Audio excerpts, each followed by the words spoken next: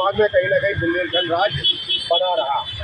उसके बाद शंकरलाल मल्होत्रा जी आए, इन्होंने भी 1989 से कार्य किया, लेकिन 2000 में हम लोग को छोड़ के चले गए। तब से लेके अब तक जितने भी सांसद चुने जाते हैं, जिसमें उमा भारती जी चुन गई, राजनाथ सिंह जी भी बोल गए, मोदी जी भी बोल गए, अमित शाह जी ने कुछ बात। देश में लोकसभा चुनाव है और उत्तर प्रदेश के बुंदेलखंड इलाके में 20 तारीख को मतदान है और इसके पहले पृथक बुंदेलखंड राज्य को मुद्दा वे लोग उठा रहे जो लंबे समय से बुंदेलखंड राज्य की मांग कर रहे हैं। और अब पृथक बुंदेलखंड के आंदोलनकारियों ने निशाने पर लाया है झांसी के सांसद अनुराग शर्मा को।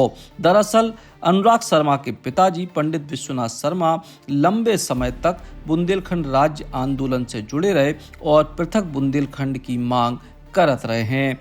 और अब बुंदेलखंड राज्य निर्माण के आंदोलनकारी सवाल पूछ रहे हैं कि अनुराग शर्मा जो झांसी से सांसद हैं और एक बार फिर से प्रत्याशी हैं भारतीय जनता पार्टी की तरफ से, वे ई आंदोलन पे और पृथक बुंदेलखंड पे चुप्पी काय साधे हैं। परम आदरणीय स्वर्गीय विश्वनाथ शर्मा जी ने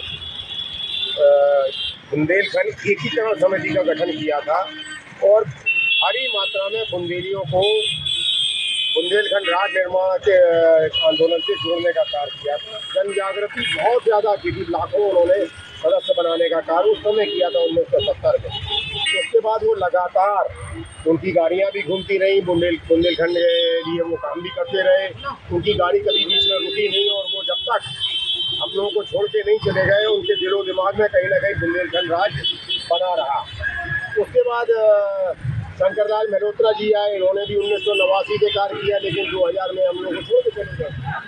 तब से लेके अब तक जितने भी सांसद चुने जाते हैं, जिसमें उमा भारती जी चुन गई, उन्हीं की बात को उनने कहा राम गोपाल, हम राम सिंह को लेते हैं कि हम 3 साल के भीतर बनवा देंगे। राजनाथ सिंह जी भी बोल गए, मोदी जी भी बोल गए, अमित शाह जी ने कुछ बात की थी बुंदेलखंड के उत्थान की, सब हमको छलते चले आ रहे थे।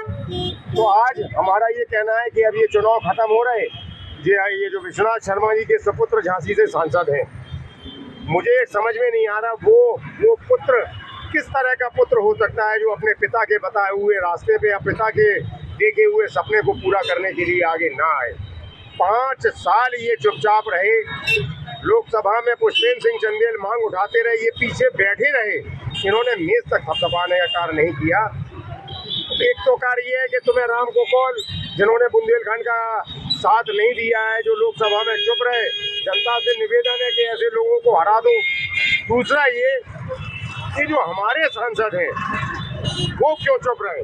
क्या पिता के सपनों को, पिता के बताए हुए रास्ते पर चलना उन्होंने मुनासिब नहीं समझा?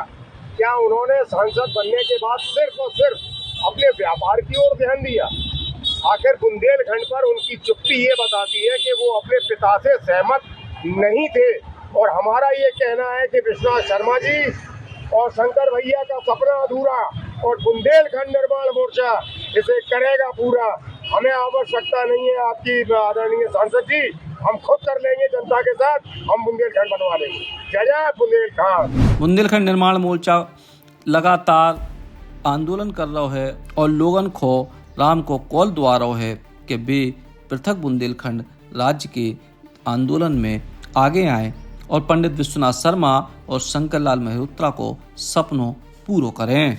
Eklavya University Damoh will guide you towards a bright future. 28 acres of lush green campus, largest campus of Bundelkhand, experienced and dedicated faculty.